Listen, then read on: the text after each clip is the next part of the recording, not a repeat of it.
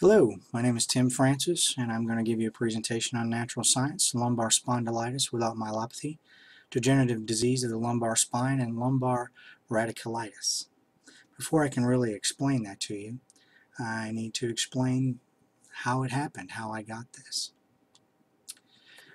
In 2004, I was stationed at Kirkuk Air Base, Iraq, which was the most attacked base at the time in the region. We were averaging 12 to 15 rockets at a time every single night.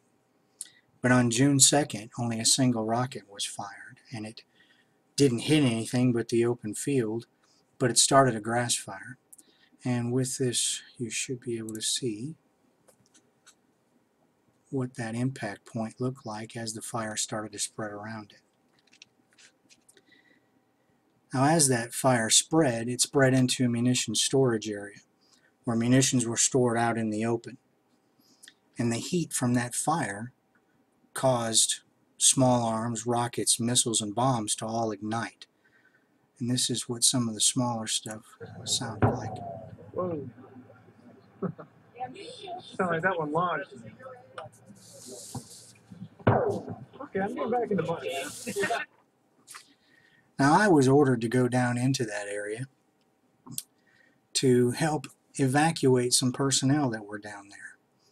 Now, the video I'm about to show you here is from 2,500 meters away. I was 400 meters away when a 2,000-pound gas bomb blew, hitting me from behind, knocking me to the ground. Oh, here we go again.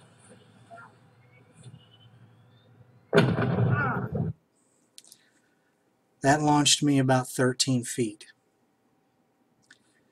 I landed on the ground, and the injuries that I sustained were broken ribs. It was the cartilage in the center of my chest, so it'll never heal.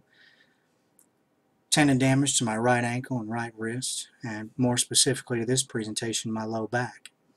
What actually happened was my sacrum in my sacroiliac joint shifted ever so slightly, causing the alignment of my spine to be off just enough and my posture to be off just enough that it started to degrade the discs between my vertebrae, causing some spondylitis in my spine and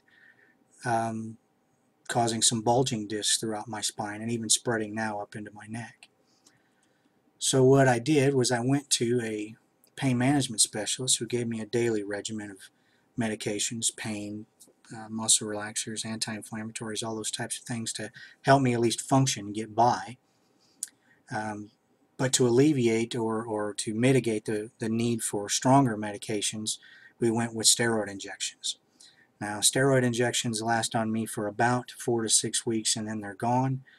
And essentially all those are sticking a needle down into the facet joints of my vertebrae, injecting a concoction of some sort of steroid into the joint, causing them to retract and ease up on those joints or on those nerves. Now, because those only last 4 to 6 weeks, we went to something a little more aggressive, which is radiofrequency thermocoagulation, which to the layman means burning the nerves. The way that this is done is much the same as injecting me with steroids. There's needles, only instead of one at a time, it's multiple at a time.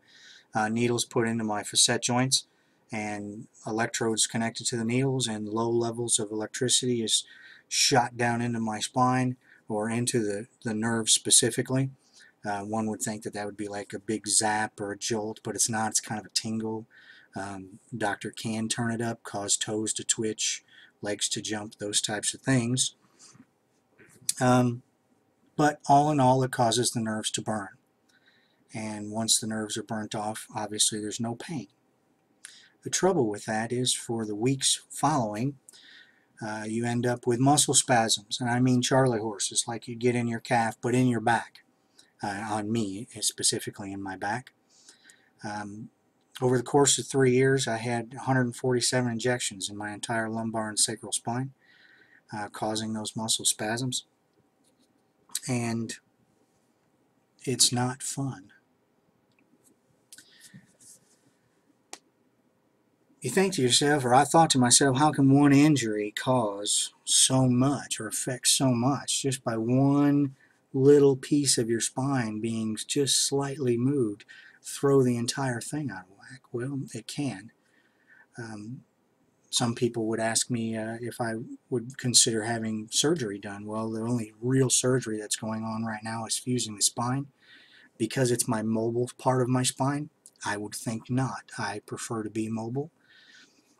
There are some studies going on right now with laser surgery, which would be a small injection, sticking the electrode into my spine, or the tip of the laser into my spine, and zapping those nerves with a laser.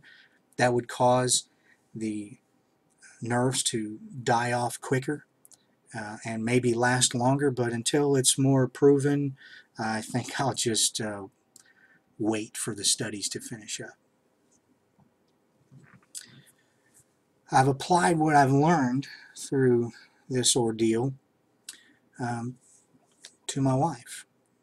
She has conditions more severe than I do. She's had back injections, neck injections, knee injections, elbow injections, all of those things. And they have given her some relief to her pain.